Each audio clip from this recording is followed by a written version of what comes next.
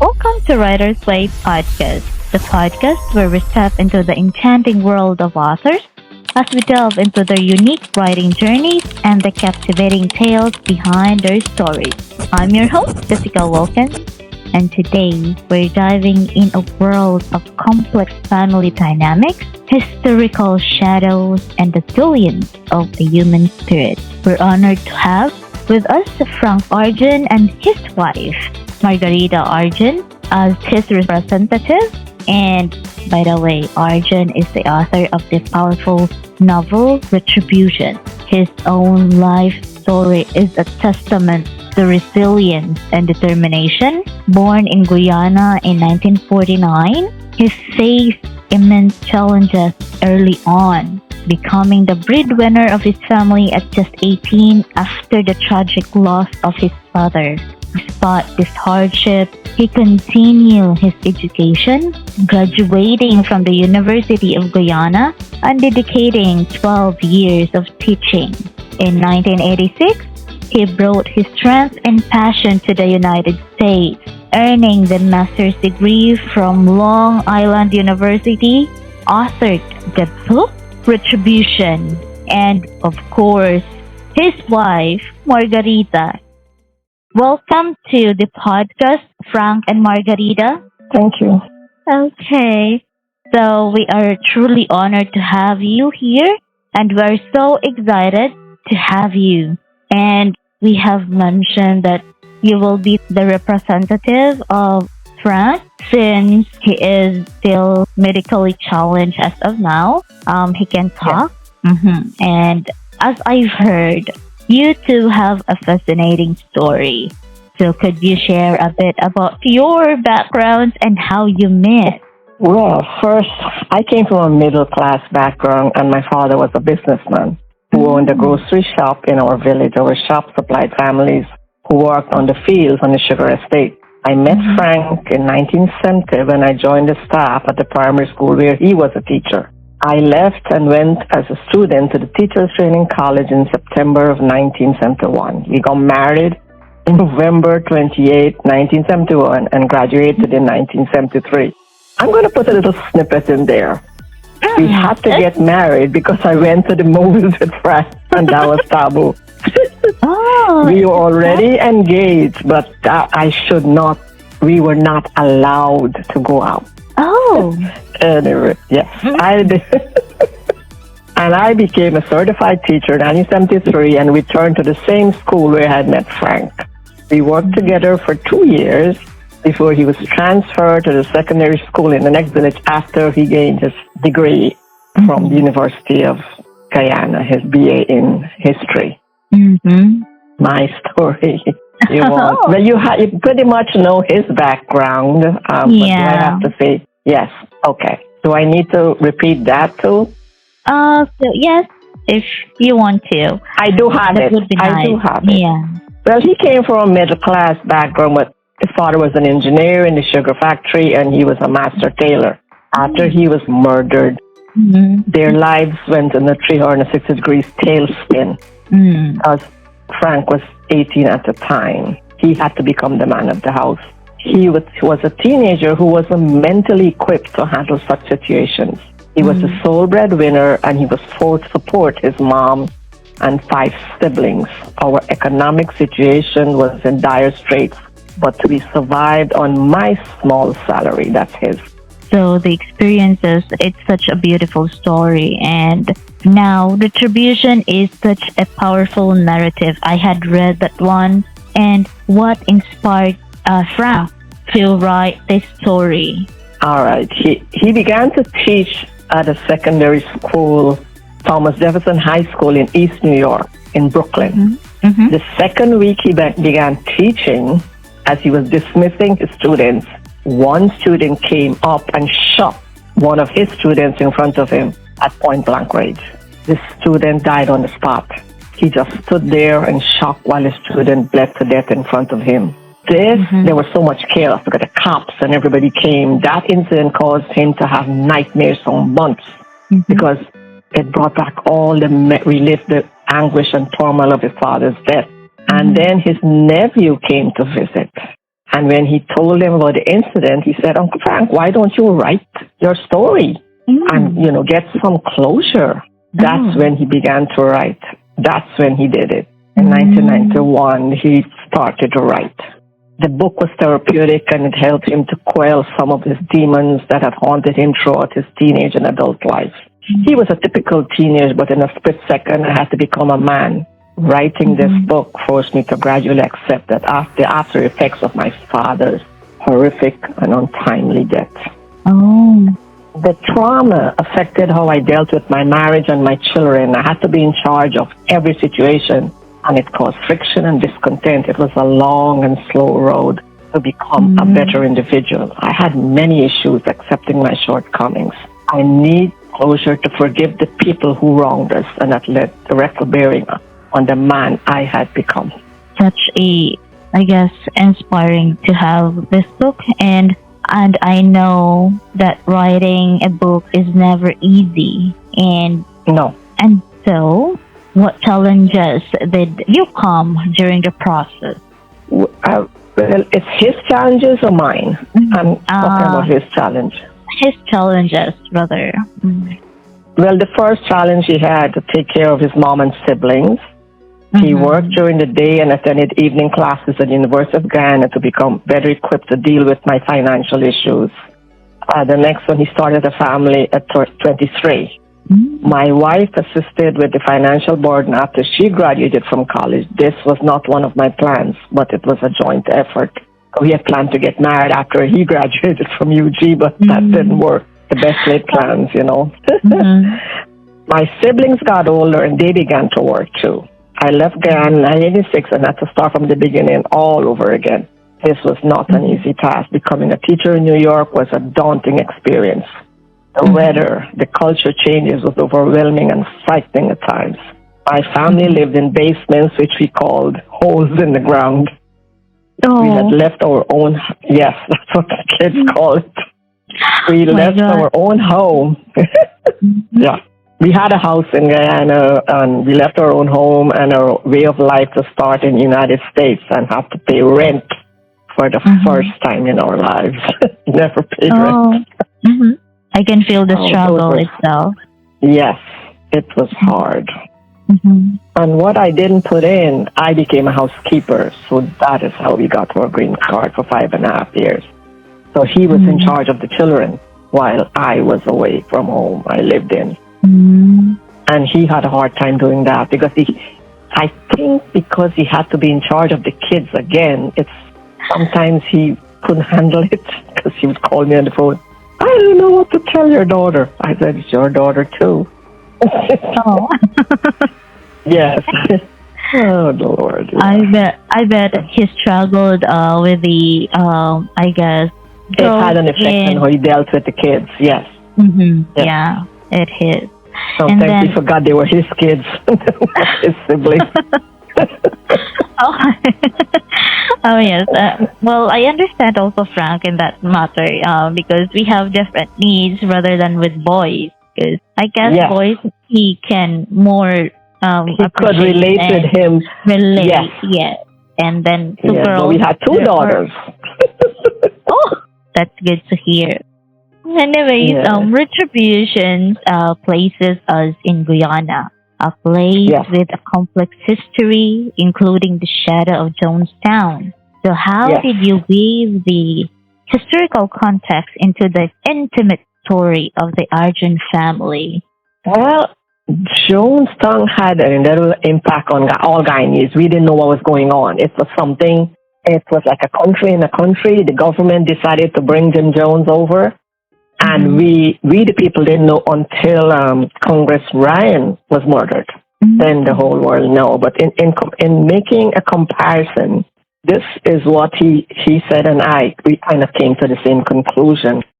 Evil can transcend any culture of society, regardless of academic backgrounds. And Jim Jones used the Bible to coerce a bunch of sane people who were looking for utopia because of racial turmoil in the United States. We had the same thing going on in Guyana at the time. In the 60s, when Frank's dad was killed, and these young people were slaughtered. Similarly, Lena was a young, naive, and inexperienced, and an easy target an easy target for manipulation. She was brainwashed and bullied by her evil husband and in-laws. So it's kind of, that's the similarity we can make. They use our scriptures to coerce her to return to them time and time again, do their biddings, it will always end in death and destruction, like Jonestown. You know, the correlation, the interconnectivity. Yes, I read the book, and the naivety of Lena is quite an eye opener for me, because you can clearly see that it's wrong. However, she still pursued, and yes, yeah. But that's what, as I answer more questions, I'm going to explain our culture. It's part of our culture. Sadly, okay. Yes. So that's why. Yes, these things happen, and I would explain more when we get to the finer details of the question. Yes. Okay. So Babu Arjune's friendships across cultural lines, what role does community and those connections play in the face of many adversities he faced? Yes. Babu grew up in a mixed neighborhood in Plantation Islet on the west coast of Demerara. That's one of our... The country is divided into 3 sections. We have 3 counties, and Demerara was our county where we lived. His parents were indentured servants from India who were taken by the British to work in the fields of the sugar estate. After slavery was abolished in 1938, the British began bringing in Europeans, Portuguese, and Chinese to work in the fields, which was a disaster. These people were not equipped to do hard labor under the harsh, hot climatic conditions of the tropical country. The East Indians were best suited for this kind of work. Babu worked with Afro and Indo-Guyanese in the factories. We don't say black people in Guyana. We call them Africans. That's from the British system. Now they're saying black. We never called our black neighbors black people. It was not a term we used. And we grew up in both of us actually grew up in a mixed neighborhood where each race respected the other one. That's good. Yes. The close proximity caused them to become friends. He was a master tailor of both races and even made clothes for the European managers and their subordinates. He never got involved with the racial bias of strife between the races during our racial outbreaks, which was prevalent in the 60s. Babu was close with his colleagues, and they took care to warn him if any racial outbreaks were imminent. They would tell him, well, Babu, don't send the kids to school. There's a problem in the other village, where people from out of the village would come in and cause chaos in our villages. Oh. Yes. And my dad was the same thing. People would come to our shop and tell Dad, close the shop, let's go pick up the kids. These are black people from our villages would come and warn us if they would try. So they took care of us as children. And Frank's dad's friends, black friends, would come and tell him, Babu, don't send the kids to school today. And if you go to work, don't come home. Stay at the factory. You know, so that's how close he was with his colleagues. Because they grew up as boys. So it was like, you know. We protect our own. Yes, they protected us. And it was funny, I came from a mixed neighborhood too. My village was the next village close to where I got married to Frank. So we had the same kind of dynamics. He was in a clique of people who cared. Babu's clique took care of him. And they took care of other Indians in the neighborhood too, not just him, because they depended on each other. Yeah. His job made him sociable, amicable, and approachable because he's a tailor too. So he has to be friendly if he needs business, you know. Manners was important in our social norm. You had to be courteous. He was respected, admired for his skills at home and at work. He took pride in whatever he did. Sometimes I feel sad I don't know this man because my husband adored his dad. He still does, and he remembers. He said, my dad was something else. But I don't know the man at all. So that's a sad thing. I guess it's the closeness that brought Babu and the community is so evident in the book also, as he wrote it. Because Yeah, Frank, what I know in an Indian family, your first son, oh Lord, he's the prince. yes, it is. It's the culture itself. So we have this Lena's in-law are quite the force of wickedness. So Yeah. how did you navigate the line between a complex antagonist and a purely evil one? Well, my take on that was navigating this complex situation was not predictable in any way. It was like a spider's web of deceit and unending turmoil. Mm. Anger and the feeling of superiority played an important role in the dynamics of this saga of evil. Lena was seen as a person of lower caste because her father was not a businessman and he was from the working class. Babu was not a Brahmin, which was considered the highest caste, and her father-in-law, her in-laws were Brahmins, who were considered to be a higher caste, thus they were superior and considered elite. Oh. They still feel that in a kind of a way now, but we have kind of we don't follow through with it. Lena was saying the antiquated system came from the indentured servants when they came from India. This came with the Indian family when they came from India, so it was brought down. Mm-hmm. This class system was embedded in their bones. The parents of Lena's husband were in charge of her well-being. They treated her like an unpaid maid. She was at their beck and call. Mm. That was the norm, though. The daughter-in-law was considered property. Oh. Yes. My God. I did not do that. That was not property. Which is good. Because I don't think that being a daughter-in-law is like a property, or you are a property itself. No, you are I a wasn't. human.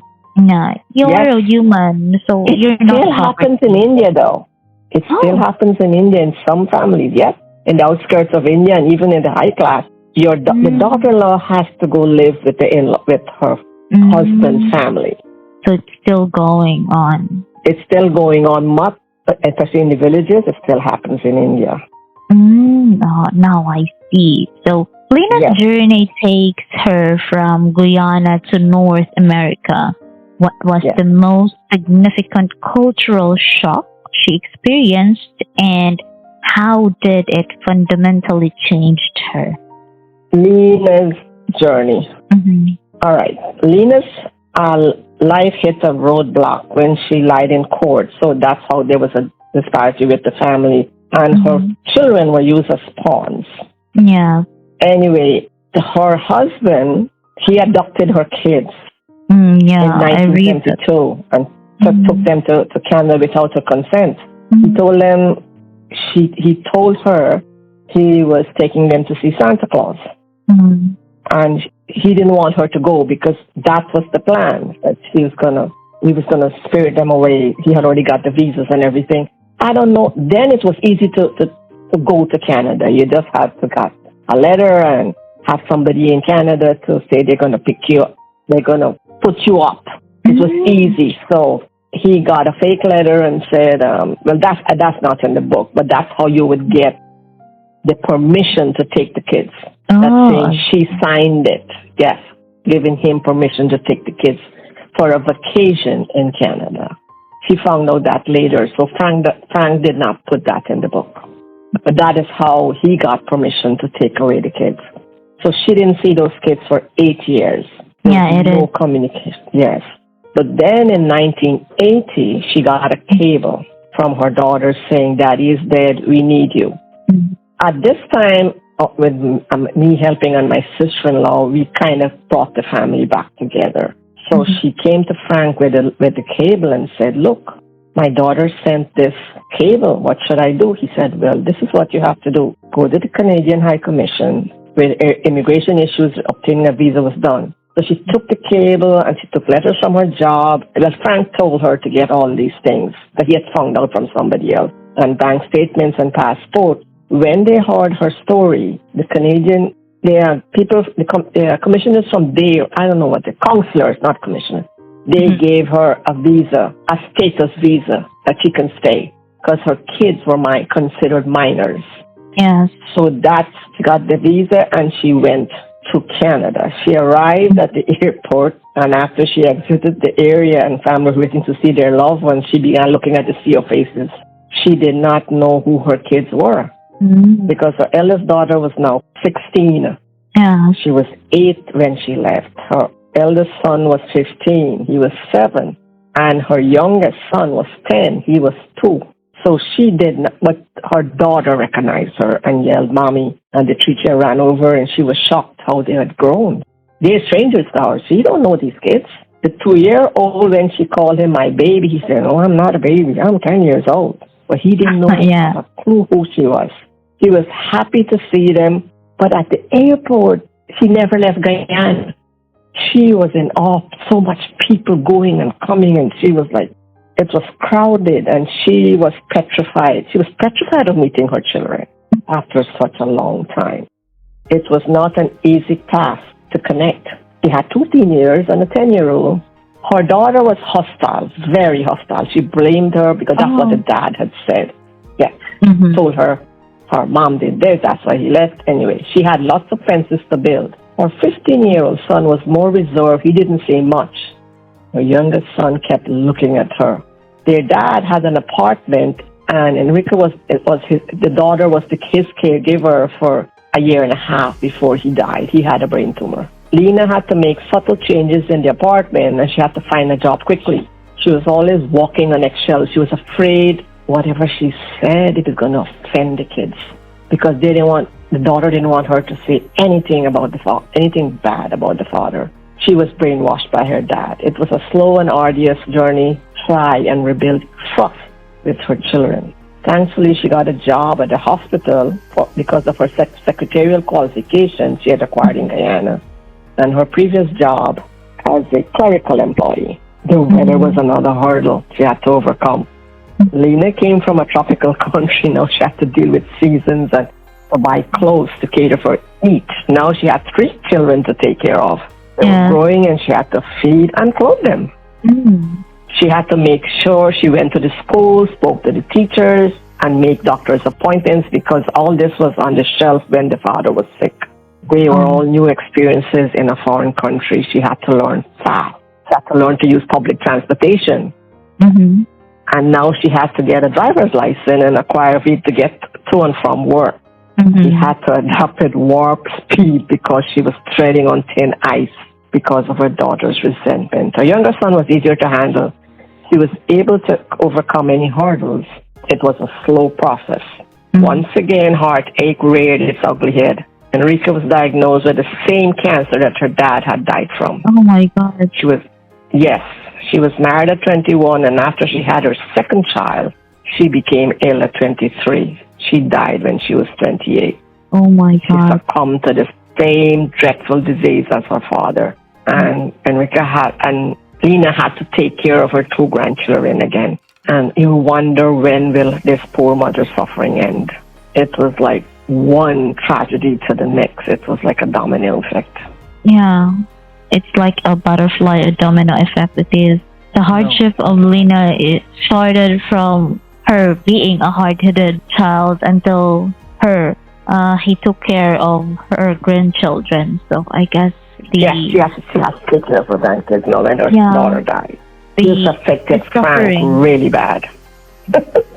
Yes, the suffering itself is quite long. It keeps coming and coming. I think that's why Frank was like how he was, because I can't imagine.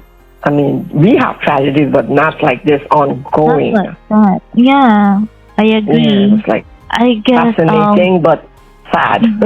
Yes, and I guess Lena is so strong to conquer all those sufferings and still moved on. And then she's 2 years older than Frank, but she's 2 years older than Frank. Yeah, but still she pursued. Yes. She pursued life, and then that's one good thing that I could really say to her. Yes, you can emulate. Yes, a woman. Why we have to be more strong? and they say we're the weaker sex. We're not. We are not, of course. No. We are strong. in our own Yes. little way. Tell me about it. Yes, I'm going through that now. I know. Yeah. So we have yes, we have here, Margarita. Retributions deal with constant upheaval. So Yes. do you believe we are defined by how we are react or how we react Yes. to chaos, or by our action in times of peace? It does like that. I agree with that statement. It makes you defensive and on constant alert, waiting for the next ball to drop. That was Frank. He never took things as for granted. Lena's trauma-filled life caused Babu's family to become fearful of her well-being. He felt helpless because he was unable to help her more to deal with these bullies. Her husband and her in-laws isolated her from her immediate family. Yeah. But that was the norm. That was the norm. We decided as parents to become more vigilant in getting to know our children's friend. I was instrumental in that. Their peers and their parents. I was very territorial in that aspect. Not overbearing, but I did not want my kids to go through what Frank went through. I monitored their activities and tried to make sure I knew where they were and whom they were with. We spoke to them constantly to be aware of aggressive bullies like Jolan. I vetted my kids' parents and looked for deviant and aggressive behaviors, and just to let them know that what to look out for. But they saw what was going on in the house, so they were aware of Frank's struggles. We let our kids make their own decisions in regards to their life partners, and they were aware they could walk away if things didn't work out. We told them that. Don't stay in a situation where you're miserable and people take advantage of you, or especially your spouse. We were their support system. We were sociable and approachable and accommodating to everyone we met because we were both teachers in New York City. We did not suffer fools gladly. We have had to deal with different cultures and personalities on a daily basis. Coming from Guyana gave us the edge because we were fortunate to come from a mixed ethnic neighborhoods in our village. That's quite. I would take really the advice of the support system that you've established. I like it. I truly like it. Yeah. So we have. It makes you be aware, and because you were teachers, you have bullies in school, and I would notice it faster because you had that innate sense. You're looking out for your students. Yeah. And you know you do what you're supposed to do. The instinct that we had. Yes. This made us, well, me and Frank too. He was aware, and he would come home and tell me, and I'm like, "Did you tell the principal?" He said, "Yes, I did." "Did you write a letter to the parent?" He said, "My principal has to instruct me to do that. I can't do it on my own." But you had protocols you had to follow as a teacher. Okay, so we have here, evil does not pay is a powerful yet often debated theme. So what gives you confidence in that message? Okay. According to the old adage, the sins of the father shall be passed down to the third and fourth generation. That's biblical. Children learn from their parents. This is absolutely true. When Lena's mother-in-law told her young son to take the car and take care of the Arjune family, he did just that. But that single action had far-reaching consequences. He was instrumental in killing Lena's father, injuring her brother, and which affected him physically and mentally, and hurting her sister's husband too. These actions caused so much more tragedy to befall the whole North family. The young son died of cancer, the same cancer that the older brother had died from. A younger one had died when he was 10. And another brother was stabbed to death in America. He was in the army, and I don't know what happened. He was trying to break up a brawl, and he was killed in Miami. The mother-in-law was diagnosed with Parkinson's disease. Their daughters had broken marriages. Lena's husband died from cancer, and Lena's daughter died from the same dreaded disease. It was like it kept going. These series of misfortune kept coming. And when my niece died, that hit me very hard. Lena's mother-in-law asked me for my forgiveness at her daughter's funeral. And the mother-in-law went to the funeral. she bowed down at Frank's foot. He was like, what the heck? What are you doing? Because she wanted his forgiveness. That made me angry, but it affected me on a personal level. It's affecting the third generation. And I decided it was time to forgive them. Because it's affecting his family now, his niece. I began to pray that God will reverse the curse that had befallen Lena's in-laws. I will never forget, but I can forgive. I realized that the EVs definitely led to heartbreak and death. Then is when Frank started to pray again. He didn't believe in God, and then after his niece died, he started going to religious functions because we're Hindus. He wouldn't go. He just said, oh, they're speaking a lot of nonsense. But he started to listen, started to read the religious books, and, stuff like that. So it made him start paying attention to his roots as in, the religious aspect, actually. It didn't happen overnight, though. It took a while. But yes, of course. The struggle itself. Yes. But having his niece too young to die from the same thing as the third person in their family, he cried when he came home. He was crying, and he said, I hope my kids don't. I said, no, they're not from that stock. Our kids wouldn't get it. Yes. But yes, he was afraid now of that. I said, no, we had nothing to do. You had nothing to do with that scenario.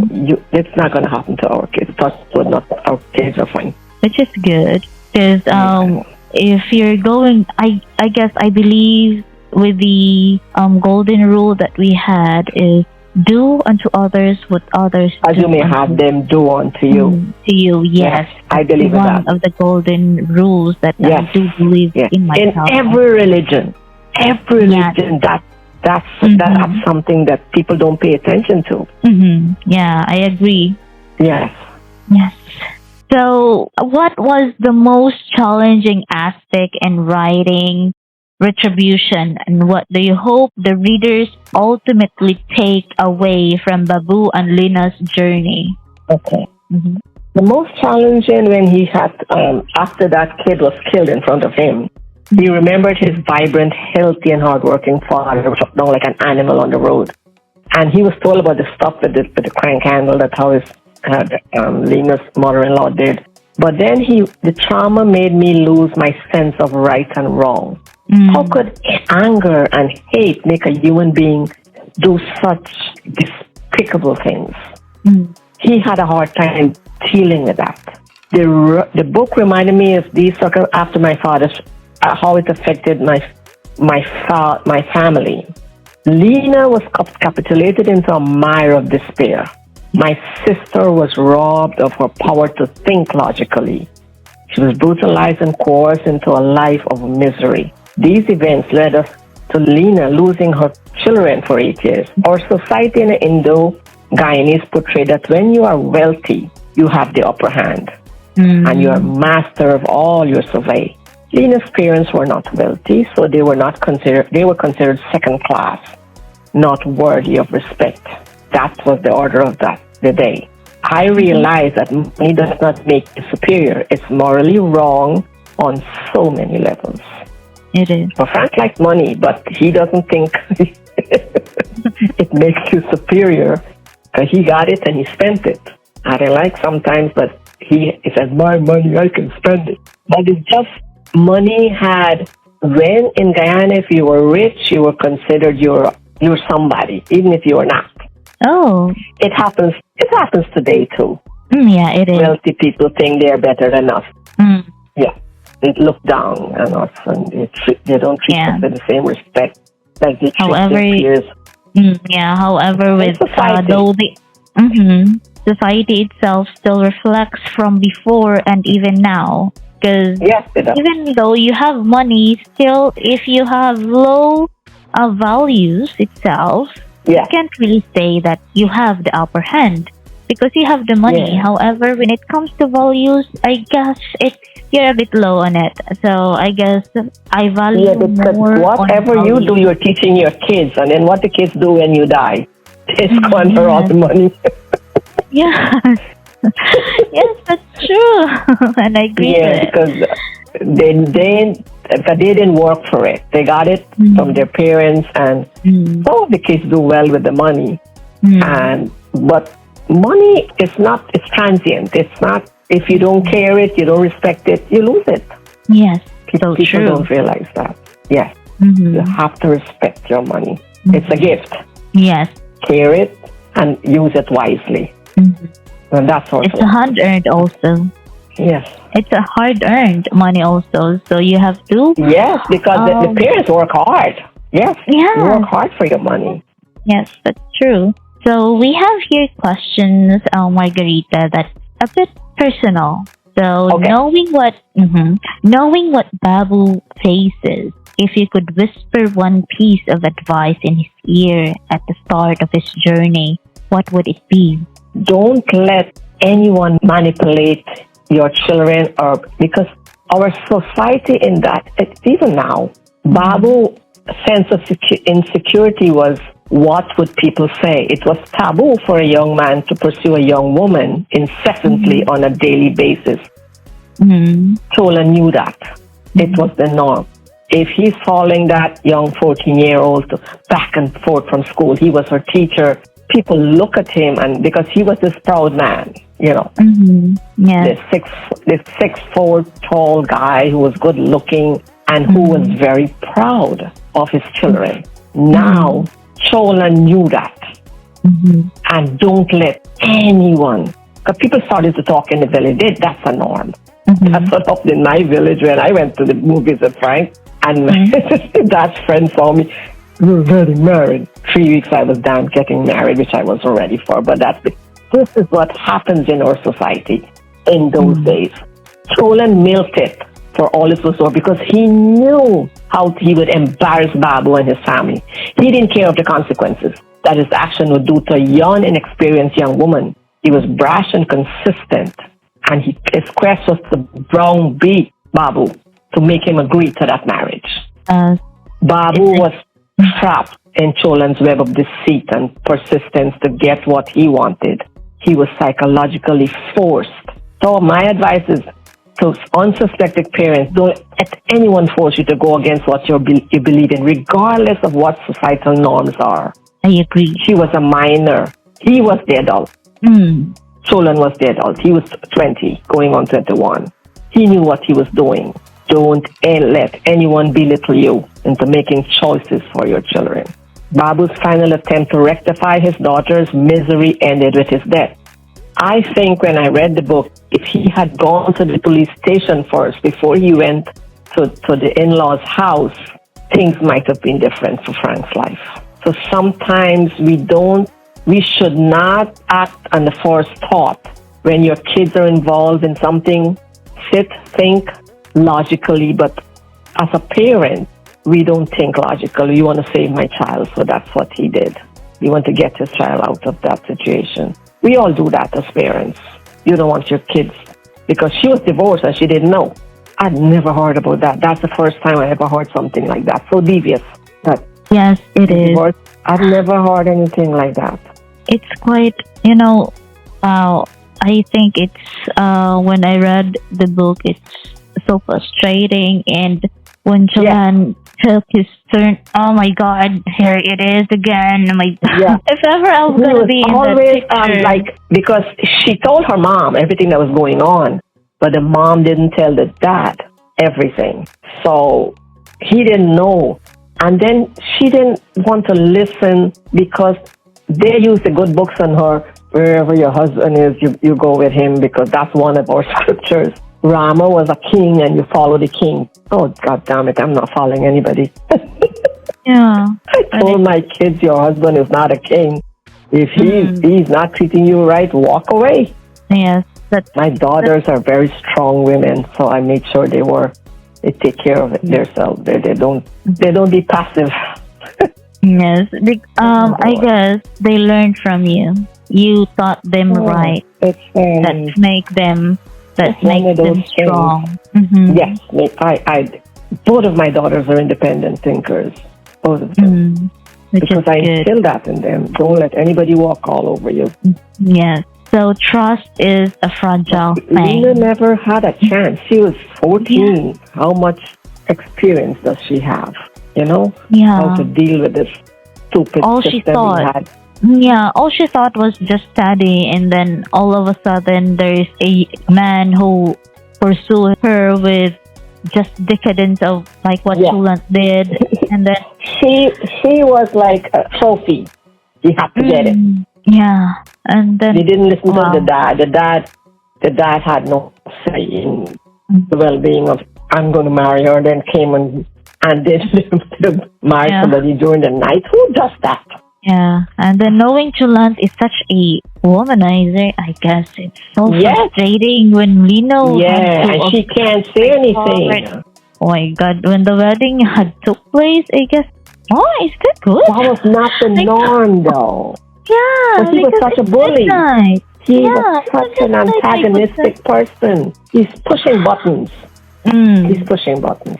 which is not good. No, don't put. It is not. No. So trust is a fragile thing, and what's the heart of Lena's struggle to rebuild it with her adult children? Okay.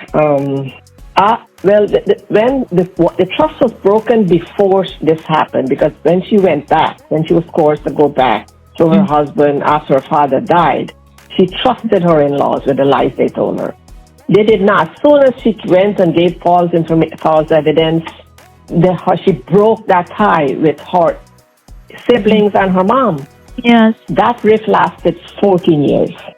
Her mom didn't speak to her, and when I came into the marriage, I'm like, I could see her side of the story, and I started working on Frank. Then Cholan abducted her children. The fateful day when she received that cable, and then she went to Canada. But this is the thing. Cholan had instilled in their brain about their mother. They bought it hook, line, and sinker. He was their only parent for 8 years because he married somebody in Canada, but the marriage broke up because he had 3 kids.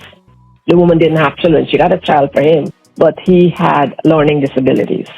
So he was living by himself with these kids. Only when he was dying, he told the children where their mother was. And then he's asking, tell the kids to tell their mom to forgive him. But after you were being told every day how bad your mother was, it was too little too late. Yeah, it's too late. Yeah, Enrica was bitter and resentful to her mom. Now you're telling me, ask your mom to forgive me when I'm dying? She didn't believe him. Anyway, Lena had a hard time trying to build bridges. I don't think Enrica ever fully trusted her mom. Lena's older son was more forgiving because he would talk to her openly when he got older, and she would tell him. The younger brother appeared as if he trusted her because he was still grappling with getting to know this woman. Although he was older, it still had that little bit of resentment towards her. But it was sometimes futile to men. She would call me crying. I don't know what to do. I'm like, I don't know either, because I came from a broken home too, so I didn't have advice because I didn't know my mom until I was 21. My dad and my mom broke up when I was 3, so what do I tell a mom how to deal with her kids when I didn't know how to deal with my mother too? So I was caught in that, it's like, I don't know where it was. You're neither here nor there. That situation was so fractured, and it had left indelible scars. This is from my experience and her children's experience. Young children are very malleable and easy to convince if the untruths are drilled into them constantly. That's what Cholan did to these kids. 8 years is a long time telling them things, and then suddenly you're telling them, tell your mom to forgive me. My dad did the same thing, so it's like, Lord, history is repeating itself. But there's a parallel with trust, and 8 years, it's a long time now they're older. Yes, but it's quite too late. She's very close to her older son though, but not the younger one as much. And so she has her, and she has the grandkids from her her granddaughters. She's close with one still resents her because she told her grandma, you killed my mom, which has nothing to do with her because she died from cancer. It's not Lena. Lena had nothing to do with that. So sometimes true. it passes down, the distrust. It's hard on Frank's sister. Sometimes I don't know how she does. I can't really imagine the struggle of Lena having to face her children like that, Yes. as if blaming her all the lives that they had And she can't experienced. tell them the truth because nobody believes her. Yes, because the children are being brainwashed for 8 years. Yes. Imagine 8 whole years. My God. You're being told you're 7, 8, and 2 Yeah. every day. Your mom did this. Your mom did that. Your whatever. Your grandma was no good, and whatever. The whole family was like. Then these kids, they met Frank for the first time when the daughter died. They didn't know their uncle. Oh. They didn't know him, What? and that's sad. Mm-hmm. We went to visit to Canada, but they didn't. She invited them. They didn't come. Oh my They didn't God. come to see us. Mm. They didn't want to know us. Years later, though, Mhm. when the daughter got sick and we started visiting more often, because it's easier to go to Canada from New York. It was a slow process. Mm. Frank didn't say anything about their dad. We just, talked to the kids, and then they start visit. The boys would visit. They came to Florida here to see us. Not the old one though. He was very like an introvert. He didn't. Mm. He said hello and he hugged us, and that was it. And his wife came and met us. The two girls were they came and they spoke to us because they were staying with Frank's sister after the mom died. But then later on, the older daughter went with her dad. Mm. So the younger one stayed. She's still living with her grandma. Mhm. It had a chasm because of everything they were told. It's not going to go away in like this lifetime. Yeah. But we have accepted it. Frank has accepted it. And the thing is, he and Ina were very, very close. Mm. Because they were 2 years and they went to school. They did everything together. She Yeah. adored Frank. Frank adored her. And then he hated her after she did what she did. And then I said, remember when you guys used to play together, went to school together, you were friends. You can't break that bond. She's your sister. And if things happen and a mother does things because she thought she was doing the right thing for her children. So that's what I used on him, and that worked after a long time. I was like, you can't do that. And then when she came to our house for the first time after 14 years, oh my God, they were crying and then talking about their childhood, and I was jealous. I'm like, oh, you know about your childhood? Yeah, I didn't know anything about your childhood, so. But it was I wasn't jealous in a negative way. I was like, they were hugging and crying and carrying on. They spoke for hours about their childhood. Yes. It was nice to watch siblings, get along after a long time. Yeah, it is. But that's life. Yeah. But The Frank, pent up emotion. Yeah. yes. And Frank didn't mention anything about her going back and giving false evidence. She just said, I understand, Ina. I understand why you did it now. Oh. I'm older. Wow. Yes. He said, I understand. Frank has now a big heart. Yes. It took a while, though. That heart was so surround, was kind of, it had But so much, what's that, concrete around it. But still, he has a big heart because he still does. forgives. Yes. He still forgives Lena for what she did. And then that's good. He did. And that created so much, like the love came back. I mean, no reservations. No reservations. It was really something beautiful when we would visit her in Georgetown and she would cook the things he liked. She knew exactly what he liked, and she would make it for him. And she would say, Marguerita, it's not for you. This is for my brother. I'm like, okay, I know what he likes to cook. And he would be so appreciative to build back that bridge that was broken. It was nice when they kind of mend fences. But the thing is now when I tell him to call her, he can't carry on a conversation with her anymore. And that's the sad part because sometimes he asks, who? I'm like, your sister. He said, but I don't know what to say. I'm like, okay. He can't communicate like he used to. Anyway, let's carry on with this. Okay. So, what message do you hope our listeners to take away from your story or from Retribution? First thing, that we had talked about, me and Frank. He said, be aware of whom your children associate with, their peers and their friends. Get to know their friends and their parents. Show me your friends and I will tell you who you are. I believe in that. Me too. Give them freedom with guidelines. Don't treat them like a bird in a cage. You have to give your children some freedom and expect them to follow most of it. They're not going to follow all, no matter what we say. Yes. Don't overindulge. Love them with kindness, but let them be aware when they overstep. Don't be a friend when they're young. Be a parent. You're friends with them as they get older, and be their confidant. Like my kids would tell me stuff I don't want to know, but I still listen. That's the reason. But my middle child is Frank's favorite child. The things she would tell him when she got pregnant, she told him. She didn't tell me. I was upset. She told her dad. She told her dad about her boyfriend. I was told after. But that's the kind of relationship we built with our kids. They could tell us stuff. And, and then he said, our son is 14. You have to buy condoms. He might want to go do things. I'm like, okay. When I give my son the condom, I said, not me, it's him. He said to give you. I said, Mom, what am I going to do with this? I said, put it in your wallet, your dad said. I like your family. I was a prude. I'm like, I want to give my son a condom? He said, yes, he's 14, and the girls are running after him. You don't want grandchildren when he's 14 or 15. I told my son that. I said, it wasn't me, it was Dad. But he was embarrassed to tell his son. But he knew I could tell him. So that was funny.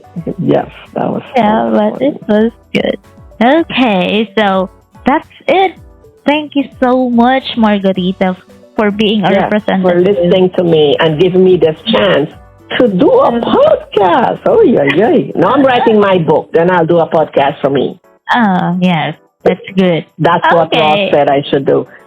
Thank you very, very much. Appreciate your input and your listening to me about my husband's and anyway.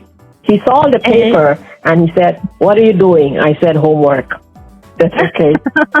Before that, he would have been reading everything. Now he does not do those. He's not inquisitive anymore. I'm so emotional with your story with your husband, Frank, and so also with the story that I've learned that the story from Retribution is coming from a real story. So it's it is real.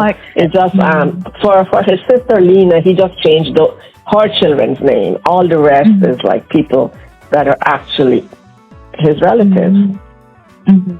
He changed her because he didn't want her real name to come up, and he changed her husband's name because he didn't even want to touch and that word cholan is a bad word in Hindi. It's a bad person, it means. A cholan is a bad person. Oh, I haven't checked the meaning. Now I know. It's wicked. It means wicked person. No. That was not his real name. That's why. Now I know. Ern gave him that name. The name itself really I've never met such a manipulator in my life. I mean, me too. I don't know people like that existed. When I read the word cholan, oh my goodness. Oh my god, the emotion is like surging up and then, oh my goodness, there it is again. Because I was talking to Ross and I was very emotional and he said, Miss Arjune, calm down. Because I said, maybe I should have been better. I didn't, it's like I did edit the first book. I did read it, but it didn't make an impact until now, how it affected his health. And the doctors have told him that you're going to have problems with your hearing, you're going to have problems with your sight, with your memory. You don't, when you're young, you don't listen to what the doctor said, that things are going to happen down the road. This vibrant, intelligent man who could stand up and speak on any topic. He doesn't need a paper. He could recite Shakespeare from the Bhagavad Gita, from the Bible. Now he's like giving you one-worders. The transition He was itself is called the walking loudspeaker. All this, and he had this booming voice, and he would start talking about Shakespeare and the Bible and everything. Because he read and he knows his history. He asks you, which country are you from? And you tell him, the Philippines, Africa, and he's going to tell you the whole history of your country. But that was his strength. He knew knows history. a lot. He was a very good history teacher. He got 90 and 95% pass when the kids wrote their final exams. One of the best teachers in his high school in Guyana. that's an achievement. It was because he knew so much. Sometimes I'm like, okay, Frank, be quiet now. I know. You told me that 100 times. And he said, but you didn't listen. Guess what? I love history now. my first degree in history. I think it rubbed off. I wasn't good like him though. Because I did American history. I didn't do English and West Indian history and world history. He did that at university. He's very knowledgeable, But indeed. very, very knowledgeable about anybody in the world. He would tell you the history of your country. Not anymore. Yes. You came from Australia? I tell you what. It's part any country in Africa this man knew about. He would tell you who the president was. And I'm like, how the heck you remember that? He said, because I read the newspaper, I looked at the news, I'm like, okay. He really is. Anyway, I'm going to stop babbling because it makes me upset when I think about where did my husband go. No, it's okay. Anyways, thank you that's so what much. Ross tell me. Stop worrying, thinking about stuff. And I'm doing the best I can. Sometimes I get frustrated because I'm in charge. I never was in charge. For the past 10 years, I'm in charge. He was. He paid all the bills. He made all the calls. Now I have to do that. But I can use the computer for that, though. I've learned. Yes. But anyways, you're so good at handling it. And I salute you for being such a good wife and a best supporter to your husband, Frank. I am. And, I have to be. I have to be. And you're so strong. You're I strong. don't know. Tell me that when I wake up and I look in the mirror, I'm like, who's that person? I don't know her. You are You strong. have to be strong. You have to be strong. It's like, you too, and you're a woman. I'm sure you are too. Yeah, So thank you. I'm going to pass Thank the you. compliment. Thank you have to so be much. strong. Okay, dear. Thank you very much. Yes, once again, thank you so much for sharing your insights and your incredible story with us. Retribution is a must read, and we encourage everyone to pick a copy. And that's it for today. So be sure to check out their book and join us again for another fascinating and insightful conversation. Until then, keep reading and keep exploring. Once again, thank you so much, Margarita, for sharing your story with us. Have a good day. Thank you very much.